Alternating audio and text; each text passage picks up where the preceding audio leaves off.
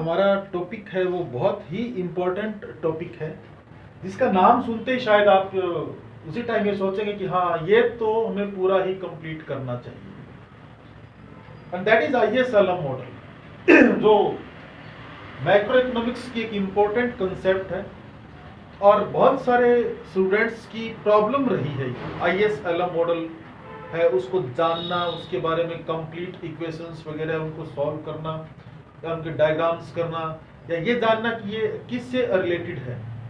अगर MA economics का जिस यूनिवर्सिटी के सिलेबस में ये टॉपिक डाला हो तो ऐसा अब तक कभी नहीं हुआ कि आईएएस एलएम मॉडल से क्वेश्चन ना पूछा गया हो।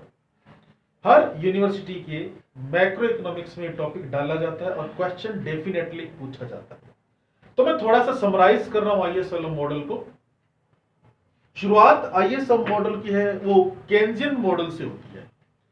आप ये कह सकते हैं केन्जियन मॉडल को ही आगे बढ़ाया गया है और according to Keynes national income का डिटर्मिनेशन कहां होता है, जहां पर डिमांड और supply AD is equal to AS हो जाती है और गुड्स मार्केट इक्विलिब्रियम को केन्स बताता होता है। गुड्स मार्केट इक्विलिब्रियम आप यहां से शुरू कर सकते हैं कि इन्वेस्टमेंट है, उस इन्वेस्टमेंट पर दो चीजों का इफेक्ट पड़ता है, एक एमईसी का और दूसरा रेट ऑफ इंटरेस्ट का।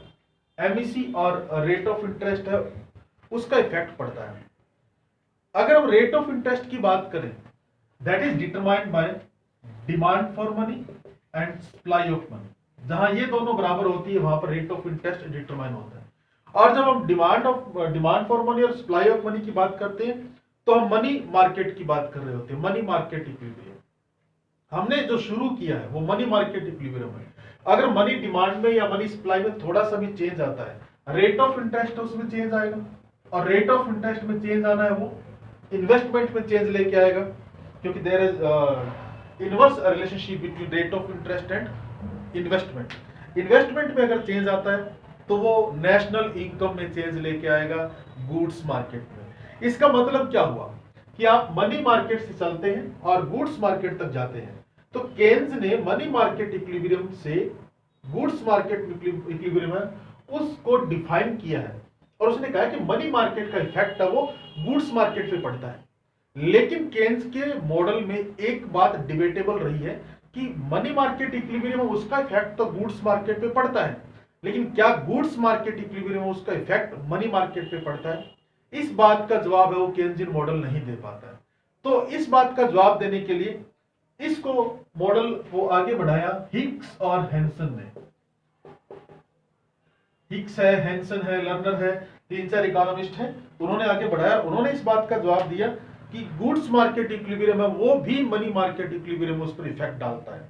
तो दो मार्केट आप इस मॉडल के में देखेंगे, एक गुड्स मार्केट और एक money market. Goods market, money market. तो चलिए हम क्वेश्चन पे आते हैं आईएएस एलएम का। ये सारा बेसिक आपको जानना बहुत जरूरी होता है, क्योंकि जो भी क्वेश्चन आप करते हैं आपको ये बहुत इंपॉर्टेंट जानना जरूरी होता है कि आप वो क्वेश्चन कर क्यों रहे हैं और किस बेस पर वो क्वेश्चन टिका हुआ है। आईएएस कर्व है उस पर आइए।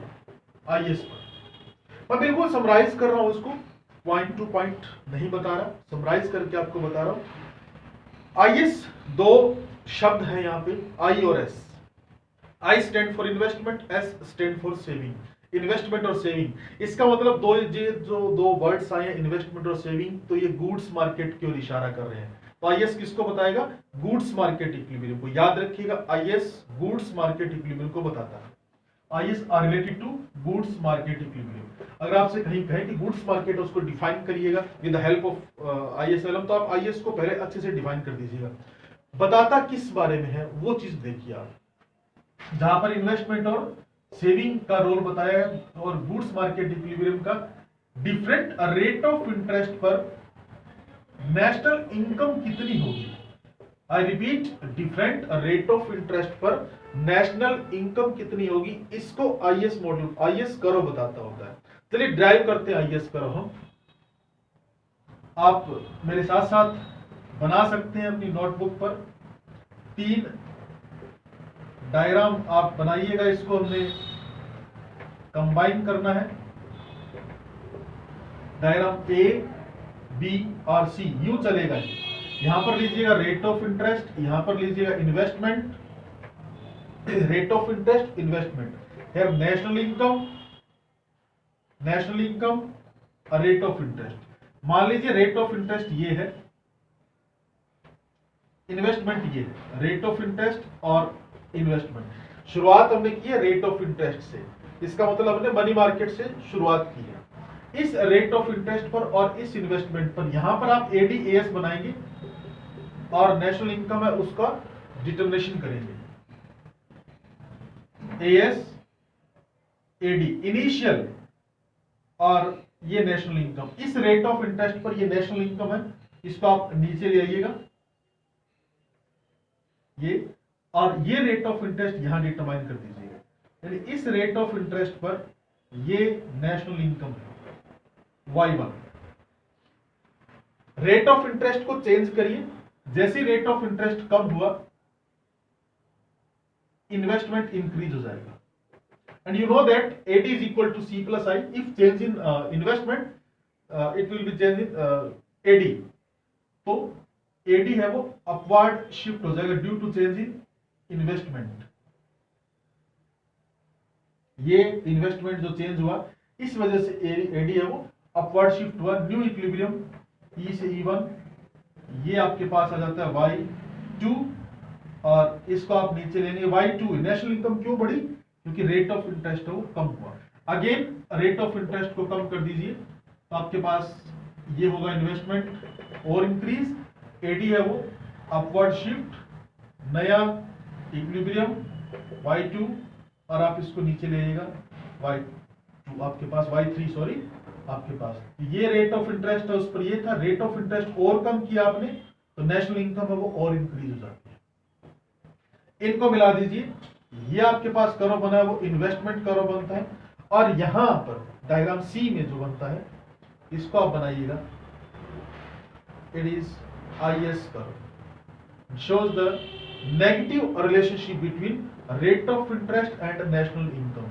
IS कर्व हो रेट ऑफ इंटरेस्ट और नेशनल इनकम, उसमें नेगेटिव रिलेशनशिप शो करता है कि अगर रेट ऑफ इंटरेस्ट इंक्रीज होती है तो नेशनल इनकम है वो डिक्रीज होगी, रेट ऑफ इंटरेस्ट अगर डिक्रीज होगी तो नेशनल इनकम है वो इंक्रीज होगी। ये IS कर्व आपने डिराइव करना होगा। सिंपल सा आप इस तरीके से करिएगा। डिफरेंट बुक्स में अलग अलग तरीके से डायग्राम दिया होगा, आप इस डायग्राम को कर सकते हैं आहूजा की बुक से। ये आप आहूजा की बुक में पढ़ सकते हैं, मैक्रो की आहूजा की बुक से, वहां से आप कर सकते हैं। अब बात आती है कि इसकी स्टीपनेस किस पे डिपेंड है। IS की स्टीपनेस किस पे डिपेंड है। चलिए अब इसकी स्टीपनेस, इसके स्लोप, इसकी शिफ्टिंग पर बाद में बात करेंगे। पहले हम इस क्वेश्चन को कंप्लीट कर लें कि IS LM मॉडल और उसका जनरल इक्विलिब्रियम, उसके बाद हम बात करेंगे उसकी। तो ये IS कर्व है, आपको इसको ऐसे बनाना है। LM कर्व, इसमें दो वर्ड्स हैं, L लिक्विडिटी, इसका मतलब ये डिमांड फॉर मनी है, ये सप्लाई ऑफ मनी है। तो ये मनी मार्केट इक्विलिब्रियम की ओर इशारा कर रहा है। डिमांड फॉर मनी और supply of money, money market equilibrium है उसकी ओर इशारा कर रहा है। सिंपल सी कंसेप्ट आप इसमें रखिएगा। It is also related to rate of interest and national income. ये भी रेट ऑफ इंटरेस्ट और नेशनल इनकम है उसमें इशारा करेगा। अब इसको आपने रेट ऑफ इंटरेस्ट से शुरू नहीं करना, आपको इसको नेशनल इनकम से शुरू करना है। मींस गुड्स मार्केट इक्विलिब्रियम से शुरू करना है। गुड्स मार्केट इक्विलिब्रियम वो आगे कैसे इफेक्ट डालती है उस चीज का देखिएगा। जैसे ही आपकी इनकम चेंज होती है, आप डिमांड फॉर मनी है वो चेंज कर देते हैं, ट्रांजैक्शन डिमांड चेंज होती है, स्पेकुलेटिव डिमांड चेंज होती है। तो जैसे ही आपकी इनकम चेंज होगी, डिमांड फॉर मनी है वो चेंज हो जाती है। अगर मनी सप्लाई को अगर हम कांस्टेंट मान लें तो इनकम चेंज होते ही डिमांड चेंज होगी और इस डिमांड चेंज होने से रेट ऑफ इंटरेस्ट पर इफेक्ट पड़ेगा। Change in rate of interest, देखिए डायग्राम में कैसे हम बनाते हैं, इसको कैसे इफेक्ट पड़ता है। आइएगा यहां पे,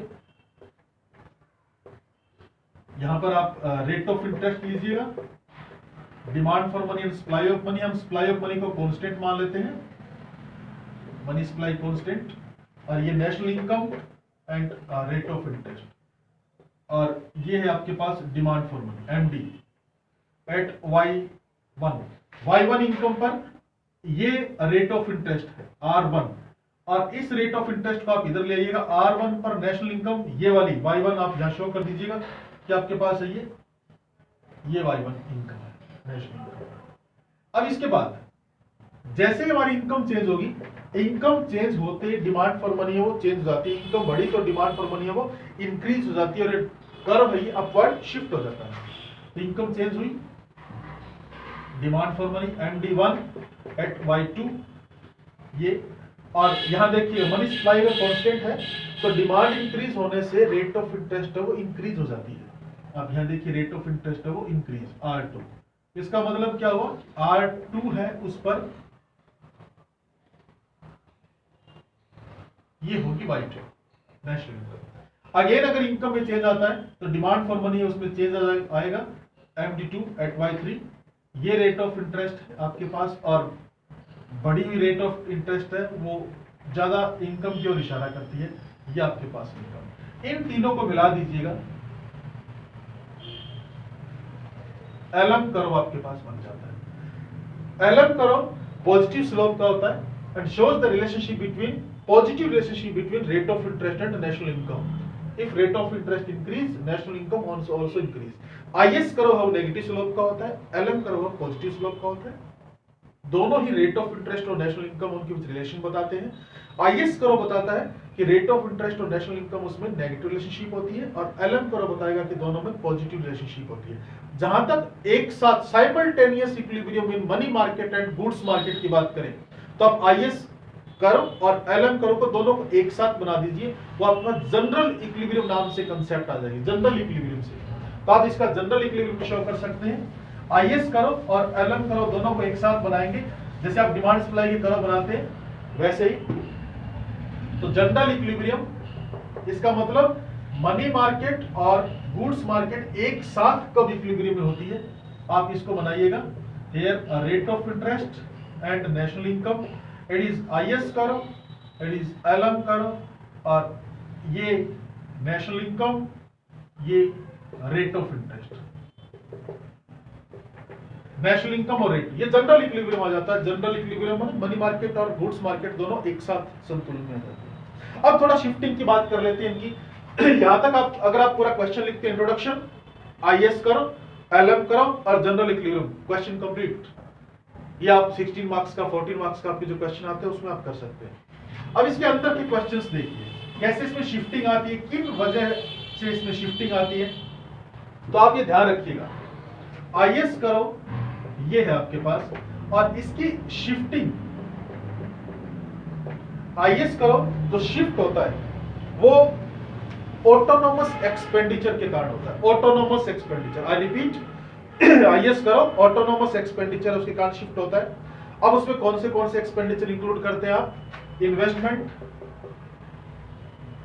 आई नोट लिखा मैंने, ऑटोनोमस इन्वेस्टमेंट, ऑटोनोमस कंजप्शन और गवर्नमेंट का इन्वेस्टमेंट जो ऑटोनोमस होता है उससे, गवर्नमेंट टैक्स लगाती है उससे।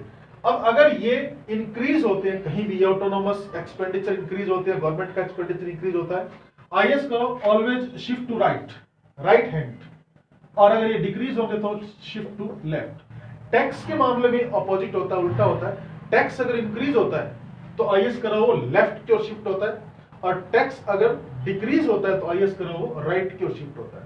अगर आप LM कर्व की शिफ्टिंग की बात करें, LM कर्व है वो ये आपके पास LM कर्व आता है और इसकी शिफ्टिंग डिपेंड करती है मनी सप्लाई पर। अगर मनी सप्लाई इंक्रीज होती है, ध्यान रखिएगा, अगर मनी सप्लाई इंक्रीज होती है LM curve shift to right और मनी सप्लाई डिक्रीज होती है LM curve shift to left. और फैक्टर मनी डिमांड का इफेक्ट भी पड़ सकता है, मनी सप्लाई का, मॉनेटरी और रियल दोनों मनी सप्लाई का इफेक्ट इस पर पड़ सकता है। रियल की बात मैं इसलिए कर रहा हूं कि अगर आप कैश में सप्लाई ना बढ़े और प्राइसेस में भी चेंज अगर आता है तो LM कर्व में शिफ्ट हो सकता है, क्योंकि अगर प्राइस इंक्रीज होता है तो मनी सप्लाई, रियल मनी जो मनी सप्लाई है वो डिक्रीज हो जाती है, तो उसका इफेक्ट भी LM पर पड़ता है। तो जनरल आपको इसको याद रखने के लिए आप याद रख सकते हैं कि वैसे हम याद ये रखते हैं कि जो गवर्नमेंट एक्टिविटीज है उसका IS पर इफेक्ट पड़ता है और मनी डिमांड मनी सप्लाई का LM पर इफेक्ट पड़ता है। मोटे तौर पर तो आप ये याद रख सकते हैं। इसके और अंदर तो जाने के लिए गवर्नमेंट का ये कंजप्शन, इन्वेस्टमेंट और सेविंग, इनका इफेक्ट भी IS पर पड़ता है और प्राइस का, मनी डिमांड का, मनी सप्लाई का, LM का उसकी शिफ्टिंग पर इफेक्ट पड़ता होता है। तो आप इसका ये याद रख सकते हैं शिफ्टिंग का। IS और भी इसमें बहुत सारी इक्वेशंस आती हैं, इन इक्वेशंस को भी आप ऐड कर सकते हैं। इसकी स्टीपनेस आप देख सकते हैं, कब स्टीप होता है, कब ये लेस स्टीप और मोर स्टीप होता है। जैसे अगर स्टीपनेस की बात करें हम, तो जो IS कर्व की स्टीपनेस है वो दो चीजों पर डिपेंड करती है। एक तो इलास्टिसिटी ऑफ इन्वेस्टमेंट कर्व, ध्यान रख सुनिएगा इस बात को, इलास्टिसिटी ऑफ इन्वेस्टमेंट कर्व, और दूसरी चीज इस पर डिपेंड करता है वो size of multiplier. Elasticity investment demand curve है, ये जितना ज्यादा इलास्टिक होगा, ध्यान सुनिएगा इस बात को, इन्वेस्टमेंट डिमांड कर्व अगर ज्यादा इलास्टिक होगा with rate of interest, then small change in rate of interest effects investment on large scale. अगर थोड़ा सा आप रेट ऑफ इंटरेस्ट उसको कम कर देते हैं तो इन्वेस्टमेंट बहुत सारा बढ़ जाता है। तो इलास्टिसिटी अगर ज्यादा है तो IS कर्व वो लेस स्टीप होगा, और अगर इलास्टिसिटी कम है, लेस इलास्टिक है ये, तो IS कर्व वो मोर स्टीप होगा। स्टीप आप ऐसे समझिए, स्टीपनेस कैसे होती है इस चीज को देखिए। बहुत सारे स्टूडेंट्स को इसमें कंफ्यूजन होती है कि चपटा क्या होता है, कम चपटा क्या होता है, स्टीप वगैरह। अगर आप ये कर्व बनाते हैं ना, ये वाला, इट इज लेस स्टीप और इट इज मोर स्टीप। तीखापन, आप या ना इसको याद रखने के लिए इसका तीखापन देख लीजिए। अगर आपको बड़ा सा लगता है ना तो ये लेस स्टीप होता है, और एक एकदम खड़ा सा लगता है ना मोर स्टीप होता है। ऐसे एलम कर्व है, अगर उसको हम देखें एलम कर्व को, एक तो आपके पास एलम कर्व ये हो जाता है और एक आपके पास एलम कर्व ये हो जाता है। तो सेम सिचुएशन यहाँ पे है, less steep and more steep. तो इसकी स्टीपनेस है वो भी आप कर सकते हैं, इसका ढलान, इसकी शिफ्टिंग, और भी बहुत चीजें हैं। IS एलम है, गवर्नमेंट पॉलिसीज है उनको दिखाया जा सकता है, मॉनेटरी पॉलिसी है, फिस्कल पॉलिसी है, उनको लेके IS एलम है उसको डिफाइन किया जा सकता है। आप इस क्लिप को ध्यान से सुनिएगा, ये बेसिक IS एलम का बेसिक हो जाता है। अगर आपका इंटरेस्ट इसमें है IS एलम करो में, आप कमेंट बॉक्स में बताइएगा। अगर बहुत सारे स्टूडेंट्स का इसमें इंटरेस्ट आता है तो हम इसको IS एलम करो है, इसको आगे भी गवर्नमेंट पॉलिसीज के साथ ऐड करेंगे और इसके आगे का पार्ट भी करेंगे। Thank you very much.